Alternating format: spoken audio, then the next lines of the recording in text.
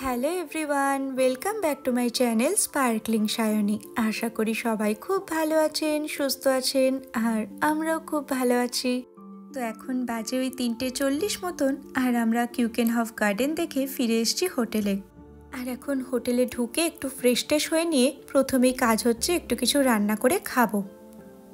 আর প্রথমেই ঘরে ঢুকেই সব বাসন টাসনগুলো আগে মেজে নিয়েছি। আর এদিকে পেঁয়াজটা কেটে নিয়ে সবার আগে এদিকে ভাত বসিয়ে দিয়েছিলাম, তো ভাতটাও প্রায় ফুটেই গেছে। এদিকে এবার একটা প্যান বসিয়ে দিয়েছি, এটার মধ্যে আলু চোখার জন্য পেঁয়াজটা ভেজে নেব। তো তেলটাও আমি বাড়ি থেকে নিয়ে এসেছিলাম, আর ভাগ্যিস নিয়ে এসেছিলাম, কারণ এখানে তেল মশলা কোনো কিছুই দেয়নি। তো আমি তেলের মধ্যে একটুখানি শুকনো লঙ্কা আর গোটা জিরে ফোড়ন দিয়ে দিয়েছি। তারপর এর মধ্যে পেঁয়াজ কুচিগুলো দিয়ে একটু লাল লাল করে ভেজে নেব। তারপর এর মধ্যে পরিমাণ মতো নুনটা দিয়ে দেব, আর তার মধ্যে আলুটা মেখে নেব। এদিকে ভাতটাও হয়ে গেছে, আর অভিক আবার এই ভাতের হাঁড়িটা থেকে খুব সুন্দরভাবে ফ্যান গালতে পারছিল, তাই এখানে ভাতের ফ্যান গালার দায়িত্বটা ওকেই দিয়ে দিয়েছি। আর সাথে ডিম সেদ্ধ করে নিয়েছিলাম। তো আমাদের গরম গরম ভাত, ঘি, ডিম সেদ্ধ আর আগের দিনের কিছুটা খিচুড়িও বেঁচেছিল। তো সব কিছু একটা প্লেটে বেড়ে নিয়ে আমরা লাঞ্চ করতে বসে গেছি। আর ছোটবেলায় না মা আমাকে এরকম ভাতের দলা পাকিয়ে দিয়ে দিত, তো ওদিকে রনিকেও আমি ওরকম ভাতের গোল গোল দলা পাকিয়ে দিয়েছি। ও বসে বসে যতটা পারে খেয়েছে, তারপরে আমরা খাওয়ার পর ওকে বাকিটা খাইয়ে দিয়েছি। আর তারপর ওদিকে ঘরেই একটু রেস্ট টেস্ট করছিলাম। আর তারপর এই সারাদিন ধরে কিউকেনহফ গার্ডেনে ঘুরে ঘুরে এত ভিডিও করেছি আর এত ফটো তুলেছি যে সবগুলো ফোনেরই চার্জ প্রায় শেষ হয়ে গেছিল।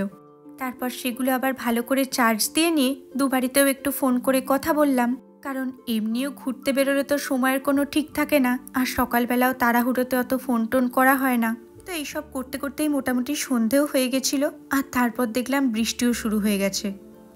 তো একবার ভেবেও ছিলাম জানেন যে এই বৃষ্টির মধ্যে আর বেরোবো না। আর এমনিও এত টায়ার্ড হয়ে এত হেঁটে হেঁটে হোটেলে ঢুকে আর তারপর বেরোতেও ইচ্ছা করে না, কিন্তু বাড়িতে থাকলে তো সেই নিজেকে রান্না করেই খেতে হবে, তাই ভাবলাম বেরিয়েই পড়ি। আর এই যে বিশাল বড় ছাতাটা দেখছেন, এটাও কিন্তু হোটেল থেকেই ব্যবস্থা করে দিয়েছে। বাইরে বৃষ্টি পড়ছিল বলে অনেকগুলো ছাতা দেখলাম এরকম হোটেলের রিসেপশনের ওখানেই রাখা ছিল। আমরাও ছাতা নিয়ে এসেছিলাম, কিন্তু সেগুলো এতটা বড় নয়, তাই বেরোবার সময় আমরাও রিসেপশন থেকে একটা ছাতা তুলে নিয়ে চলে এসেছি। একদিকে বেশ ভালোই হয়েছে, ছাতাটা বেশ ভালোই বড়, তাই দুখানা ছাতা আর খুলতে হচ্ছে না। আর এই ছাতাটা ভিজে গেলে তারপর গিয়ে শোকানোরও কোনো দরকার নেই, আবার যাবার সময় রিসেপশনে দিয়ে চলে যাব। আর এখন আমরা এত দূর হেঁটে হেঁটে কোথায় যাচ্ছি জানেন? এখন আমরা যাচ্ছি একটা সুপার মার্কেটে কিছু বাজার করতে। এখানে বোনাস বলে একটা সুপার মার্কেট আছে, সেখান থেকেই ভাবছি কিছু খাবার দাবার উঠিয়ে নেব। সেই মনে আছে যেদিন আমরা এখানে প্রথম এসেছিলাম, সেদিনই গেছিলাম সুপার মার্কেট থেকে কিছু কেনাকাটি করতে। তো আমরা এসেছি অলরেডি 4 দিন হয়ে গেল, তো সেই খাবারগুলো তো সবই শেষ হয়ে গেছে। তো আজকে ভাবছি আরও কিছু ব্রেকফাস্ট আর স্ন্যাক্সের জন্য কিছু টুকটাক খাবার দাবার তুলে নেব। তো এখন যে সুপার মার্কেটটা এসছি সেটা বিশাল বড়। ওদিকে দেখুন, বাবা আর ছেলের মধ্যে বাস্কেট নিয়ে মারামারি লেগে গেছে, কে নেবে। বাবাও ছাড়বে না, ছেলেও ছাড়বে না। তো চলুন, এখন এসে গেছি ব্রেডের সেকশনে, আর এখানে এত রকমের পাউরুটি পাওয়া যায়, ভেবেই পাই না কোন পাউরুটিটা নেব। কিন্তু এখন এখানে এসে দেখছি একদম র্যাক পুরো ফাঁকা। তারই মধ্যে বেছে বেছে একটা পাউরুটি নিয়ে নিয়েছি। ওই দেখুন, বাস্কেট এখনো ছেলের দখলে।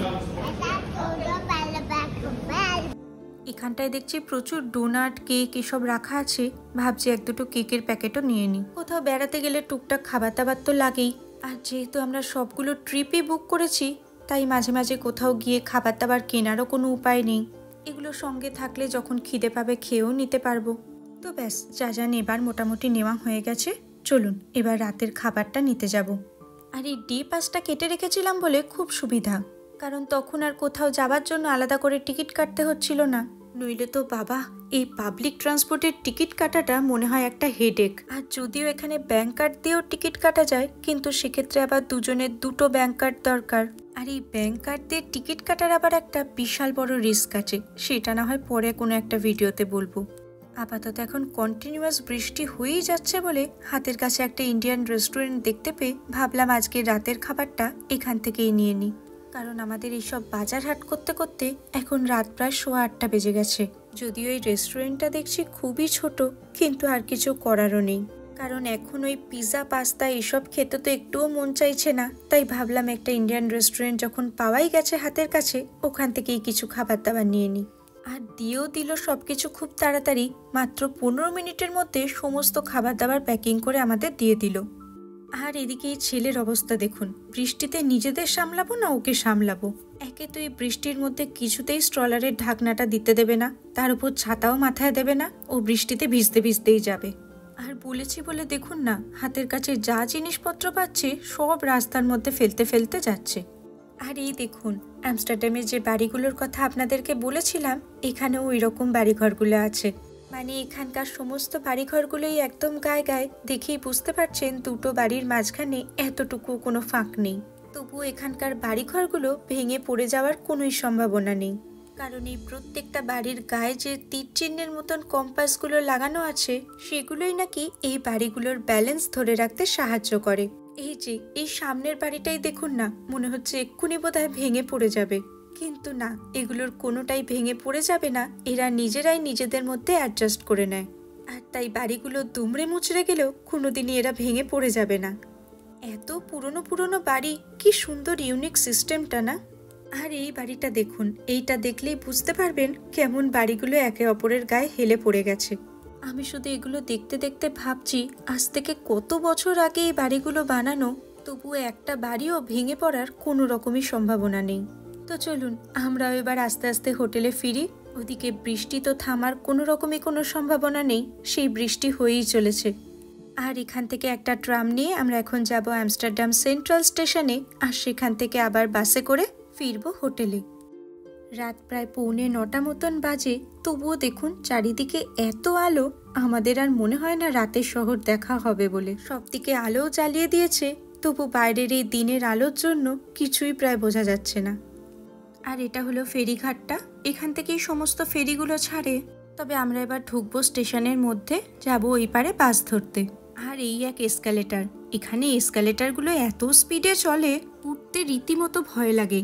আর এখন যে লিফটটায় উঠেছি সেটা আবার অত্যন্ত স্লো একটা লিফট। দেখুন কখন পৌঁছে গেছে, লিফটের দরজা আর খোলে না। এখন এই রাত 9:30 মতন বাজে, আমরা জাস্ট বাড়ি পৌঁছলাম। একটুখানি হাত মুখ ধুয়ে ফ্রেশ হয়ে দেখি এবার কি খাবারগুলো দিয়েছে। প্যাকিংটা তো দেখছি খুবই ভালো করেছে, প্রত্যেকটা একটা করে টিফিন বক্সের মধ্যে ভরে সেটাকে আবার ফয়েল র্যাপ দিয়ে র্যাপ করেছে। ফয়েল র্যাপটা দিয়েছে বলে খাবারগুলো এখনও দেখছি বেশ ভালো গরম আছে। আর ওই যে আরেকজনও বসে গেছে খাবার আনপ্যাক করতে। দাঁড়ান, কি কি অর্ডার দিয়েছি একবার দেখাই আপনাদের। এটার মধ্যে আছে, হ্যাঁ এটা মনে হচ্ছে নবরত্ন কোরমা জানেন, আর এইটা মনে হচ্ছে চিকেনটা, হ্যাঁ এটার মধ্যে আছে কড়াই চিকেন। আর এদিকে অর্ডার দিয়েছিলাম বিরিয়ানি, তবে যে ছবিটা দেখে অর্ডার দিয়েছিলাম এরকম ছিল না বিরিয়ানিটা জানেন। এই হলো বিরিয়ানি, চিকেন, ওটা নবরত্ন কোরমা, সাথে একটুখানি রুটি। এটা আছে বিরিয়ানিটা, অনেকটাই কোয়ান্টিটিটা দিয়েছে। আর এদিকে আছে একটু সাদা ভাত। তবে একদমই মন মতন হলো না খাবারটা, আসলে এত বৃষ্টি পড়ছিল আর অন্য কোথাও যেতেও ইচ্ছা করছিল না। ভাবলাম ইন্ডিয়ান রেস্টুরেন্ট, অ্যাটলিস্ট একটু বোধহয় খাবারটা ঠিকঠাক হবে। নানটা যেটা দিয়েছে সেটা দেখছি ভালো, একটু নরমও আছে, কিন্তু এই নবরত্ন কোরমাটা দেখে তো আমার মাথায় হাত। এটাকে নবরত্ন কোরমা বলে? ভাবলাম এটার মধ্যে পনির ভেজিটেবলস দিয়ে একটা সুন্দর নবরত্ন কোরমা হবে, উমা দেখি এতে ডালের মধ্যে সবজি।